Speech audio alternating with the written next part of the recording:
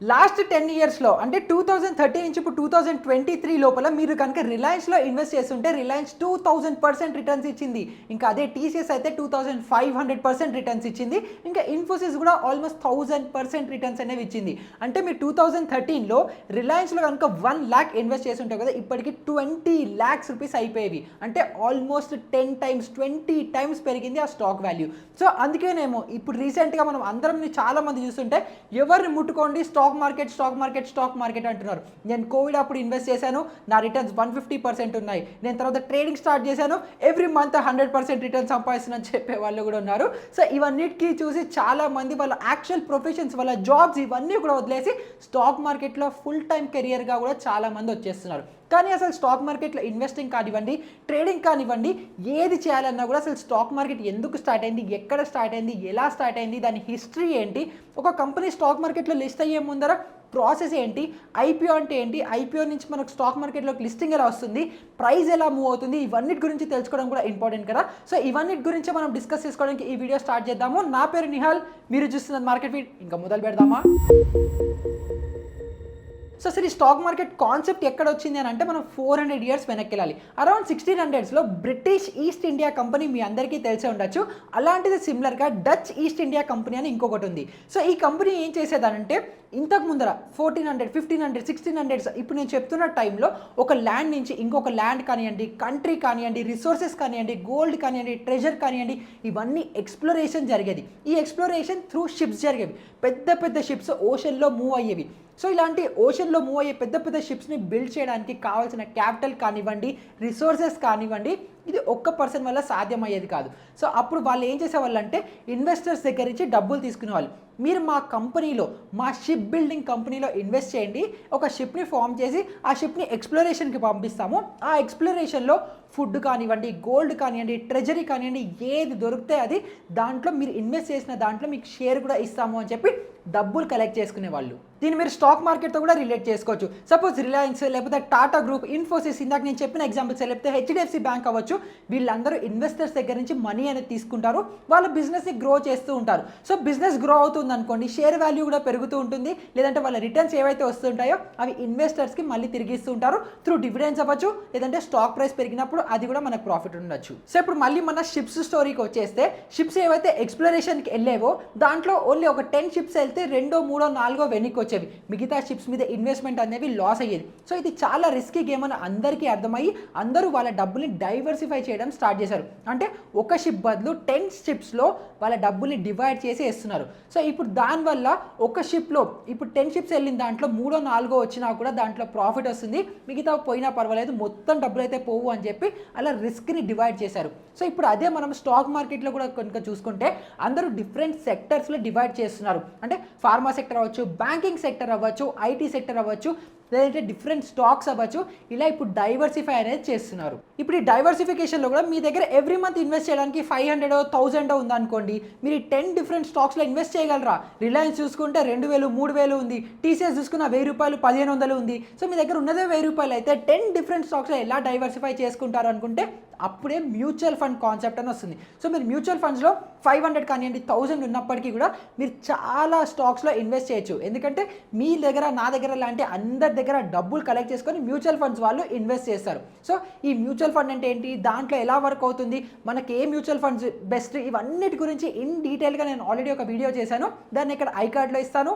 కింద డిస్క్రిప్షన్లో కూడా ఇస్తాను. సో మ్యూచువల్ ఫండ్స్ గురించి కావాలంటే ఆ వీడియోస్ చెక్ చేయండి. సో అలా ఈ షిప్ కంపెనీ అందరి దగ్గర నుంచి డబ్బులు తీసుకుంటున్నట్టే ఇది ఎంత గ్రో అయిందంటే చాలా షిప్స్ ఎక్స్ప్లోరేషన్ కంటూ వెళ్తున్నాయి. సో అప్పుడు ఈ షిప్పింగ్ డాక్స్, ఈ షిప్స్ ఎక్కడి నుంచి అయితే మూవ్ అవుతాయో ఆ డాక్ ప్లేస్లో చాలా గ్యాంబ్లింగ్ కానివ్వండి, బిడ్డింగ్స్ కూడా స్టార్ట్ అయ్యాయి. అంటే ఈ షిప్ వెనక్కి వస్తుంది, ఈ షిప్ వెనక్కి రాదు, ఈ షిప్ వస్తే ఈ పర్టికులర్ టైంలో వస్తుంది అని చెప్పి చాలామంది బిడ్డింగ్ కానివ్వండి, గ్యాంబ్లింగ్ కానివ్వండి, ఇవన్నీ కూడా స్పెక్యులేషన్ అనేది స్టార్ట్ చేశారు. దాన్ని ఇప్పుడు కరెంట్ సినారియోలో మనం స్టాక్ మార్కెట్కి రిలేట్ చేసుకోవాలని చూసుకుంటే అదే డెరివేటివ్ సెగ్మెంట్, అంటే ఫ్యూచర్స్ ఇంకా ఆప్షన్స్. ఈ ఫ్యూచర్స్ ఇంకా ఆప్షన్స్ దీంట్లోనే ఇండియాలోనే చాలా పెద్ద టాపిక్. సో దీని గురించి ఇంకొక వీడియో డెఫినెట్గా చేస్తాను. సో ఆ వీడియో కూడా చెక్అవుట్ చేయండి. అలా స్లోగా ఈ బిజినెస్ ఎంత పెద్దగా అయిపోయిందంటే ఈ షిప్ బిల్డింగ్ కంపెనీస్కి ఎవరికైతే ఇన్వెస్ట్మెంట్ ప్రాబ్లం ఉందో, ఫండింగ్ ప్రాబ్లం ఉందో ఆ ప్రాబ్లమ్ని సాల్వ్ అయిపోయింది. ఇంకా చాలా మందికి సెకండరీ సోర్స్ ఆఫ్ ఇన్కమ్ లేదంటే ప్రైమరీ సోర్స్ ఆఫ్ ఇన్కమ్గా కూడా ఒక వే అనేది దొరికింది. సో ఈ ఎక్స్ప్లోరేషన్స్ కోసం కానివ్వండి, లేదంటే వీళ్ళ దగ్గర ఏదైనా గూడ్స్ని ఇంకో కంట్రీతో ట్రేడింగ్ కోసం కానివ్వండి, ఇవన్నిటికీ కూడా ఏవైతే కంపెనీస్ని ఎస్టాబ్లిష్ చేశారో అవి స్లోగా చాలా గ్రో అయ్యి ఆల్మోస్ట్ ప్రతి కంట్రీస్లో వాళ్ళ సొంత స్టాక్ ఎక్స్చేంజెస్ కూడా వచ్చేసాయి. ఈ సిస్టమ్ అలా చాలా పాపులర్ అయిపోయి world first stock exchange Amsterdam stock exchange 1602లో పెట్టారు. ఇంకా ఇది చాలా గ్రో అవుతూ ఇప్పుడు ఆల్మోస్ట్ ప్రతి కంట్రీకి వాళ్ళ సొంత స్టాక్ ఎక్స్చేంజెస్ ఉన్నాయి. ఇంకా ఆల్మోస్ట్ ఎవ్రీ కంట్రీ ఈ స్టాక్ ఎక్స్చేంజెస్ మీద చాలా డిపెండెంట్ కూడా అయి ఉన్నాయి. అలా మన ఇండియన్ స్టాక్ ఎక్స్చేంజెస్ చూసుకుంటే ఒకటి నేషనల్ స్టాక్ ఎక్స్చేంజ్, ఇంకోటి Bombay stock exchange, NSE, BSE. ఇవి ఇండియాలో మీరు చాలా ఫేమస్గా వింటూ ఉంటారు. మీరు న్యూస్లో కూడా చాలా చూసుంటారు వాళ్ళ సెన్సెక్స్ ఇంత పెరిగింది, నిఫ్టీ 50 ఇంత పెరిగింది అని. సో నిఫ్టీ 50 కనుక మీరు చూసుకుంటే ఇండియాలో ఉండే టాప్ 50 కంపెనీస్ యొక్క వెయిటెడ్ యావరేజ్ అంటుంది. సో అదే మీరు సెన్సెక్స్ చూసుకుంటే ఇండియాలో ఉన్న టాప్ 30 కంపెనీస్ వెయిటేజ్ అది చెప్తుంది. సో ఓవరాల్గా మన ట్రెండ్, మన మార్కెట్స్ పైకి వెళ్తున్నాయా కిందకు వస్తున్నాయా అని ఈ నిఫ్టీ 50, ఈ సెన్సెక్స్ని చూస్తే మనం అర్థం చేసుకోవచ్చు. సో అసలు ఈ స్టాక్ మార్కెట్ హిస్టరీ ఏంటి, అది ఎలా స్టార్ట్ అయింది, ఇవన్నీ గురించి తెలుసుకున్నాం. కాబట్టి ఒక కంపెనీ స్టాక్ మార్కెట్లో ఎలా లిస్ట్ అవుతుంది, అసలు బేసిక్గా స్టాక్ మార్కెట్లో ఏం నడుస్తుంది, దీని గురించి ఇప్పుడు తెలుసుకుందాం. సో స్టాక్ ఎక్స్చేంజ్ అంటే ఏం లేదు, ఒక బిల్డింగ్ ఉంటుంది. ఆ బిల్డింగ్లో షేర్స్ విత్ ట్రాన్సాక్షన్స్ బయింగ్ కానీ సెల్లింగ్ కానీ అవుతూ ఉంటాయి. సో ఇప్పుడు మీరు ఓల్డెన్ డేస్లో చూస్తుండొచ్చు, బాంబే స్టాక్ ఎక్స్చేంజ్లో చాలా మంది పేపర్ల మీద స్టాక్వి రాసుకొని పేపర్ స్లిప్స్ ఎక్స్చేంజ్ చేసుకుంటూ ట్రేడింగ్ అనేది చేసేవాళ్ళు. సో ఇప్పుడు అది చాలా డిజిటలైజ్ అయిపోయి మొత్తం ఆన్లైన్ అయిపోయింది. మీరు ఇంట్లో కూర్చొని మీ ల్యాప్టాప్, ఫోన్తో కూడా మీరు షేర్స్ని బై సెల్ కానీ చేయొచ్చు. సో ఇదంతా జరిగే ఏదైతే ఒక ఎక్స్చేంజ్, ఒక బిల్డింగ్ ఉంటుందో దీన్ని మనం స్టాక్ ఎక్స్చేంజ్ అని చెప్పుకోవచ్చు. సో ఇప్పుడు అందరూ ఇన్వెస్ట్ చేసి ట్రేడ్ చేయాలంటే ఏదైతే స్టాక్ ఉందో అది స్టాక్ మార్కెట్లో లిస్ట్ అవ్వాలి కదా. సో ఈ లిస్ట్ అవ్వడానికి కూడా ఒక ప్రాసెస్ ఉంది. ఆ ప్రాసెస్ ఏంటో ఇప్పుడు మనం తెలుసుకుందాం. సపోజ్ దీన్ని మనం ఒక సింపుల్ ఎగ్జాంపుల్తో అర్థం చేసుకుంటే, మూర్తి గారు ఒక చిన్న బిజినెస్ ఓనర్ అనుకుందాం. ఇతని బిజినెస్ చాలా మంచిగా రన్ అవుతుంది, చిన్న స్మాల్ స్కేల్లో ఉంది కానీ చాలా మంచిగా ప్రాఫిట్స్ చేస్తుంది, చాలా బాగా రన్ అవుతుంది. సో దీన్ని వీళ్ళు స్కేల్ చేద్దాము, పెంచుదామని మూర్తి గారు అనుకున్నారు. సో అప్పుడు మూర్తి గారు ఏం చేశారు, దీన్ని నేను ఒక్కడనే చేయలేను, నాకు ఒక పార్ట్నర్ ఉంటే బాగుంటుంది అని చెప్పి రావు గారిని అప్రోచ్ అయ్యారు. సో రావు గారు ఏమన్నారు, నేను మీతో పార్ట్నర్ అవుతాను కానీ నాకు బిజినెస్లో 50% పార్ట్నర్షిప్ కావాలి, షేర్ ఇవ్వండి అని. ఇంతకు ముందర మూర్తి గారికి 100% అలొకేషన్ ఉండేది, 100% బిజినెస్ ఓనర్ మూర్తి గారే ఉండేవాళ్ళు. కానీ ఇప్పుడు రావు గారు యాడ్ అవ్వడం వల్ల వీరి ఇద్దరిలోకి 50% కంపెనీలో ఓనర్షిప్ అనేది డివైడ్ అయింది. సో ఈ కంపెనీలో వచ్చే ప్రాఫిట్లో 50% రావు గారి దగ్గరికి వెళ్తుంది, 50% మూర్తి గారి దగ్గర వెళ్తుంది. వీళ్ళిద్దరూ కలిసి బిజినెస్ చాలా రన్ చేస్తున్నారు. వీళ్ళు స్టేట్లో కూడా చాలా ఫేమస్ అయిపోయారు. ఇప్పుడు దీన్ని వీళ్ళు నేషనల్ లెవెల్లో వేరే స్టేట్స్లో ఇంకా బ్రాంచెస్ ఓపెన్ చేయాలి అనుకున్నారు. సో దానికోసం కావాల్సిన ఇన్వెస్ట్మెంట్ కోసం వీళ్ళ దగ్గర ఇన్వెస్ట్మెంట్ లేదు కాబట్టి వేరే వాళ్ళ దగ్గర, వేరే ఏంజల్ ఇన్వెస్టర్స్ దగ్గర, లేదంటే నార్మల్ వేరే ఇన్వెస్టర్స్ దగ్గర ఇన్వెస్ట్మెంట్ తీసుకుందామని అనుకున్నారు. సో అప్పుడు వీళ్ళు ఏం చేస్తారు, అప్రోచ్ అవుతారు ఇన్వెస్టర్ దగ్గరికి. వీళ్ళ కంపెనీ వాల్యుయేషన్ సపోజ్ 10 crores ఉందనుకుంటే, ఒకవేళ ఏంజల్ ఇన్వెస్టర్ వీళ్ళ కంపెనీలో 1 crore ఇన్వెస్ట్ చేస్తే ఏంజల్ ఇన్వెస్టర్కి వీళ్ళు 10% షేర్ అనేది ఇవ్వాల్సి ఉంటుంది. సో ఇప్పుడు రావు గారి దగ్గర 45%, మూర్తి గారి దగ్గర 45%, ఇంకా ఏంజల్ ఇన్వెస్టర్ దగ్గర 10% హోల్డింగ్స్ ఉంటాయి.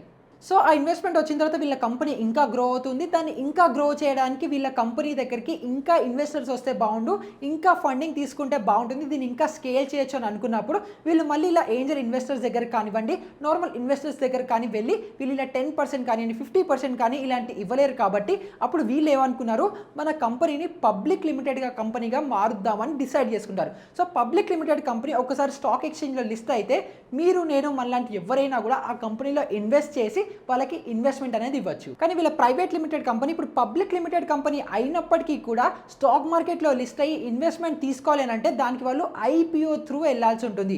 IPO అంటే ఇనీషియల్ పబ్లిక్ ఆఫరింగ్. ఈ పేరులో ఉన్నట్టే వీళ్ళ కంపెనీ షేర్స్ని పబ్లిక్ ఒక సర్టన్ ప్రైస్కి, ఒక సర్టన్ వాల్యూకి ఆఫర్ చేస్తారు. తర్వాత అందరూ దాన్ని సబ్స్క్రైబ్ చేసుకొని వాళ్ళ షేర్స్ అనేవి కొనుగోలు చేసుకోవచ్చు. ఈ IPO ద్వారా ఎవరైతే ఎగ్జిస్టింగ్ ఏంజల్ ఇన్వెస్టర్స్ ఉన్నారో వీళ్ళందరికీ ఒక మంచి ప్రైస్కి ఎగ్జిట్ అనేది దొరుకుతుంది. ఇంకా నార్మల్ రీటైల్ పబ్లిక్, మీరు నాలాంటి వాళ్ళు కూడా ఈ కంపెనీ గ్రోత్ ఉంటుంది, పెరుగుతుంది అనుకుంటే వాళ్ళ IPOకి సబ్స్క్రైబ్ చేసుకుంటే వాళ్ళ షేర్స్ అనేవి మనకి అలోకేట్ అవుతాయి. ఇంకా ఒక్కసారి లిస్ట్ అయిపోయి ట్రేడ్ అవుతున్నప్పుడు ఇది పబ్లిక్లీ లిస్టెడ్ కంపెనీగా అయిపోతుంది. ఇందాక మనం రావు దగ్గర 45%, మూర్తి గారి దగ్గర 45%, ఏంజల్ ఇన్వెస్టర్ దగ్గర 10% ఎలా అయితే పర్సెంటేజెస్ ఉన్నాయో అలాగే IPO ఆఫర్ చేసేటప్పుడు కూడా వీళ్ళు పబ్లిక్కి ఒక సర్టెన్ పర్సెంటేజ్ అనేది ఆఫర్ చేయాల్సి ఉంటుంది. సో ఇందులో ఇందాక నేను చెప్పినట్టు ఏదైతే ఏంజల్ ఇన్వెస్టర్ ఉన్నారో వాళ్ళు ఎగ్జిట్ అయిపోతున్నారు కదా, ఆ 10% అవ్వచ్చు, లేదంటే ఆ ఇన్వెస్టర్ ఉన్నప్పటికీ కూడా రావు దగ్గర నుంచి ఇంకో 20%, మూర్తి దగ్గర నుంచి ఇంకో 10%, లేదంటే 15% అలా ఏదో ఒక స్పెసిఫిక్ పర్సెంటేజ్ అనేది పబ్లిక్కి ఆఫర్ చేయాల్సి ఉంటుంది. ఇంకా వీళ్ళు మ్యాక్సిమం ఫౌండర్స్ అనేది వీళ్ళ దగ్గర maximum shares, maximum percentage of ownership పెట్టుకోవాలని ఇష్టపడతారు. ఎందుకంటే దాంతో వాళ్ళ కంపెనీ ఓనర్షిప్ డిసైడ్ అవుతుంది కాబట్టి. సో ఇందాక అనుకున్నట్టు కంపెనీ వాల్యుయేషన్ 10 crores ఉందంటే దాంట్లో 30% కనుక initial public offering IPO through జనాలకి ఇస్తున్నారు అని అనుకుంటే కంపెనీలో 3 crores వర్త్ ఆఫ్ వాల్యూ జనాలకి ఇన్వెస్ట్ చేయడానికి ఇస్తున్నారు అని అర్థం.